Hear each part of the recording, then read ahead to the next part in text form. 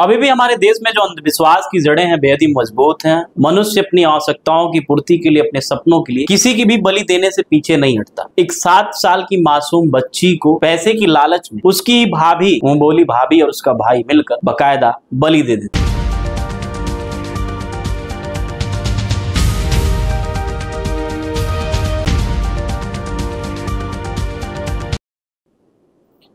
अभी भी हमारे देश में जो अंधविश्वास की जड़ें हैं बेहद ही मजबूत हैं। समय समय पर ऐसी घटनाएं देखने को, सुनने को मिलती हैं जहां पे आज भी मनुष्य अपनी आवश्यकताओं की पूर्ति के लिए, अपने सपनों के लिए किसी की भी बलि देने से पीछे नहीं हटता। एक जो मौजूदा मामला है वो मुंगेली से सामने आया है। लोरमी थाना क्षेत्र के अंतर्गत का मामला है। एक 7 साल की मासूम बच्ची को पैसे की लालच में उसकी भाभी, मुंह बोली भाभी और उसका भाई मिलकर बकायदा बलि दे देते हैं। बड़े आश्चर्य की बात यह है कि जो खुलासे हुए उसके मुताबिक जो बच्ची की बलि दी गई, उसके मां को भी बाद में ये जानकारी मिलती है, लेकिन उसके बाद भी वो चुप रहती है। क्यों चुप रहती है, बड़ा सवाल है। फिलहाल इस मामले को लेकर पुलिस ने 5 आरोपी को गिरफ्तार करके जेल भेज दिया है। बड़ा एक क्रिटिकल केस था, बड़ा जटिल मामला था। बकायदा नार्को टेस्ट होता है, DNA होता है, पॉलीग्राफी, उसके बाद जाकर जो आरोपी हैं उनको पुलिस गिरफ्तार करके जेल भेजती है। पूरे मामले को हम विस्तार से समझाते हैं, लेकिन फिर भी एक बड़ा सवाल आपके भी जहन में होगा, आखिर किस तरीके से आज हम 21वीं सदी में जी रहे हैं। लगातार दावे करते हैं कि हम आधुनिक युग की ओर बढ़ चुके हैं, लेकिन फिर ऐसे मामले आ जाते हैं, हम ये सोचने के लिए मजबूर हो जाते हैं कि क्या आज भी जो अंधविश्वास की जड़ें हैं, लाख प्रयास के बाद भी इतनी मजबूती के साथ जमी हुई है हमारे मन मस्तिष्क में कि बलि देने से हम पीछे नहीं हटते। ये पूरा मामला लोरमी का है, लोरमी थाना क्षेत्र के अंतर्गत का है। एक गांव पड़ता है कोसाबाड़ी गांव, वहीं का है। बीते 11 अप्रैल 2025 की बात, एक बच्ची जिसका नाम लाली गोस्वामी, उम्र करीब 7 साल, वो अपनी मां के साथ छत पर सो रही थी। इसी बीच जो एक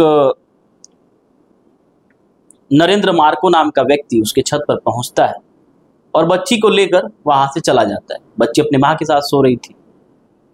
करीब रात के 2-2:30 बजे की बात है, जिसके बाद उसकी भाभी रितु गोस्वामी, जो कि पूरे इस खेल की मास्टरमाइंड, और उसका भाई चिन्मन गोस्वामी, चिन्मनगिरी गोस्वामी, बकायदा उसको अपने घर लाते हैं। बच्ची को, नन्ही मासूम बच्ची को रात में ही काले वस्त्र पहनाए जाते हैं, जिसके बाद शमशान लेकर जाया जाता है।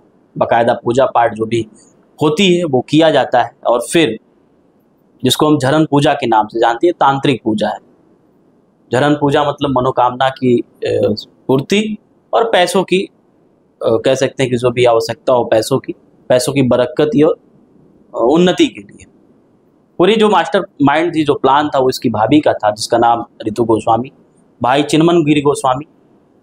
जिसके बाद लेकर आते हैं शमशान में, बकायदा पूजा पाठ करते हैं और फिर बच्ची की बलि दे दी जाती है।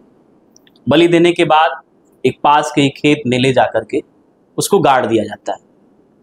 अगले दिन माँ देखती है कि बच्ची ही नहीं है। तत्काल सबसे पूछती है, लेकिन कहीं बच्ची मिले तब तो, जब रहे इस दुनिया में तब तो मिलेगी। जिसके बाद वो लोरमी थाने पहुंचकर अपनी बेटी लाली के गुमशुदगी की रिपोर्ट दर्ज कराती है। पुलिस फिर लग जाती है बकायदा इस मामले को सुलझाने के लिए। जो पुलिस अधीक्षक है भोजराम पटेल, वो एक टीम का गठन करते हैं। कई दिनों तक बच्ची मिलती नहीं है। 6 मई को इसी दरमियान उसी खेत से बच्ची की खोपड़ी और कुछ नरकंकाल मिलते हैं, जिसके बाद तत्काल पुलिस इस मामले को लेकर DNA टेस्ट कराती है। टेस्ट के बाद फिर लाली के घर पहुंचती है। आसपास के लोगों से पूछताछ करती है तो उसमें एक ग्रामीण बोलता है कि हाँ, लाली को रात में करीब 1-1:30 बजे के आसपास छत से ले जाते हुए मैं देखा था।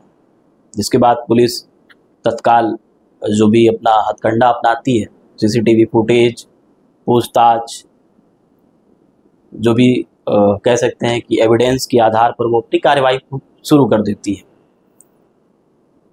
पहले तो ये जो आरोपी हैं रितु और चिन्मन, पुलिस को गुमराह करने की कोशिश करते हैं।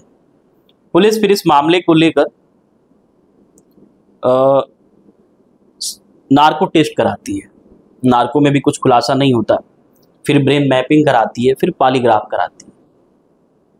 तीनों टेस्टों को जब कराती है उसके बाद फिर जो आरोपी रितु है वो कबूल करती है कि मैं ही इस पूरे प्लान की मास्टरमाइंड थी। झरन पूजा के लिए नरबली की आवश्यकता थी एक मासूम बच्ची की, तो मुझे यही दिखी।